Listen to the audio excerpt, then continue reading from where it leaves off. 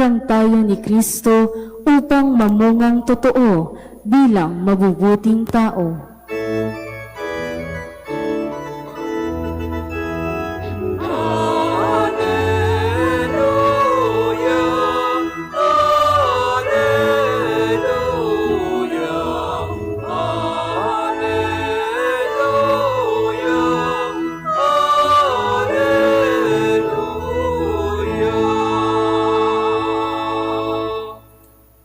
Sumainyo ang Panginoon. At sumaiyo rin. Ang mabuting balita ng Panginoon ayon kay San Juan. Papuri sa iyo, Panginoon. Noong panahong iyon, sinabi ni Jesus sa kanyang mga alagad, "Kung paanong iniibig ako ng Ama, gayon din naman, iniibig ko kayo. Manatili kayo sa aking pag-ibig. Kung tinutupad ninyo ang aking mga utos, mananatili kayo sa aking pag-ibig. Tulad ko, tinutupad ko ang mga utos ng aking Ama at ako'y nananatili sa kanyang pag-ibig. Sinabi ko sa inyo ang mga bagay na ito upang makahati kayo sa kagalakan ko at malubos ang inyong kagalakan. Ito ang aking utos, mag-ibigan kayo gaya ng pag-ibig ko sa inyo. Walang pag-ibig na hihigit pa sa pag-ibig ng isang taong nag-aalay ng kanyang buhay para sa kanyang mga kaibigan. Kayo'y mga kaibigan ko kung tinutupad ninyo ang mga utos ko. Hindi ko na kayo inaaring alipin sapagkat hindi alam ng alipin ang ginagawa ng kanyang Panginoon. Sa halip, inaari ko kayong mga kaibigan sapagkat sinabi ko sa inyo ang lahat ng narinig ko sa aking Ama. Hindi kayo ang pumili sa akin. Ako ang pumili at tumirang sa inyo upang kayo'y humayo at mamunga at manatili ang inyong bunga. Sa gayon, ang anumang hingin ninyo sa Ama sa aking pangalan ay ipagkakaloob sa inyo. Ito ang iniuutos ko sa inyo. Mag-ibigan kayo.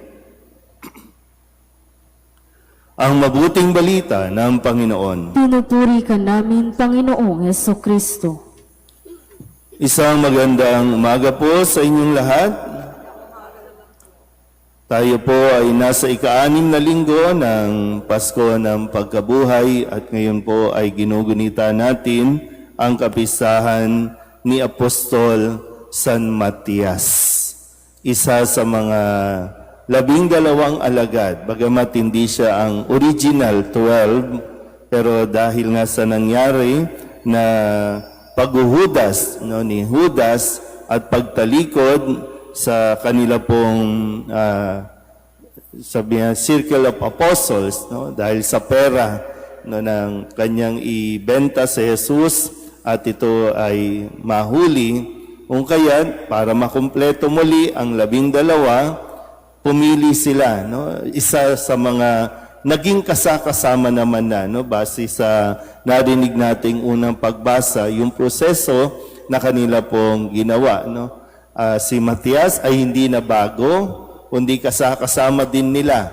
At nakasama, narinig, nakausap si Jesus noong mga panahon na nandoon pa si Jesus. Kung kaya, sa kanila pong proseso, ang pangalan ni Matias ang lumitaw, at siya po ay naging isa sa 12 apostol.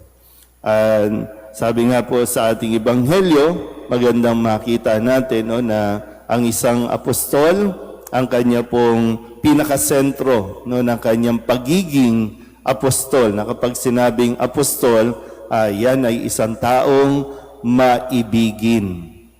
Kasi madaling maglingkod ng walang pagmamahal. Pero ang taong may pag-ibig, kayang-kayang maglingkod sa hirap at ginhawa. Kaya nga nawa, no, sa mga nangyayari sa Senado ngayon, nangyayari sa gobyerno natin, yung proseso talaga na kailangan natin matutunan na ayaw nating sundan. Yung pagpili ay idinadaan dapat sa dasal. At ang katangian na dapat tinitingnan, ang tao bang ito may pag-ibig? Una, may pag-ibig ba sa Diyos? Pangalawa, may pag-ibig sa kapwa. Iniisip ba? Kaya nga sabi, di ba, wala nang hihigit pa sa isang tao, no, nagmamahal na handang ialay ang kanyang sarili dahil sa pagsunod sa utos na mahalin. Kaya hindi pwedeng maglingkod ang isang taong hindi nagtataglay ng pag-ibig. Kasi kung wala yan, sarili lang ang mamahalin, sarili lang ang iisipin. Ang gulo-gulo, no? Ang daming drama. Para bang, hindi ko alam kung marami rin naman kasing Pilipinong napapakatanga, no, na hindi iniintindi, no, yung mga nangyayari na lahat ng ito scripted. Lahat ng ito may kanya-kanya sila. Pero mo, nagkakaputukan, may kanya-kanyang palive, may kanya-kanyang, wala pang investigasyon, pero may kanya-kanyang nire-release, tapos pag humarap, kaya, di ba, parang, ano ba, mahal ba nila ang bayan o mahal nila ang sarili lang nila? Kagabi naisip ko din, no? Pero mo, anong oras na yan? No? Mahal pa ba nila ang pamilya nila? May mga asawa at anak ang mga ito, pero lando doon sa opisina ng Senado. Yun lang naman naiisip ko, na, paano yung mga anak nito? Paano yung mga asawa nito na hindi na nila naasikaso o sadyang pati ang pamilya kasama sa script na ito ang mangyayari. Ang kailangan lang naman, katotohanan. Kung mayroong sala, imbestigahan. Kung anong lumabas, edi yun. Kaya lang, yun nga po, nakakalimutan natin ang usapin tungkol sa pag-ibig. Arabang lahat ba ng mangyayari, lahat ba ng gagawin natin, pera-pera na lang, at puro pera lang magpapaikot sa atin?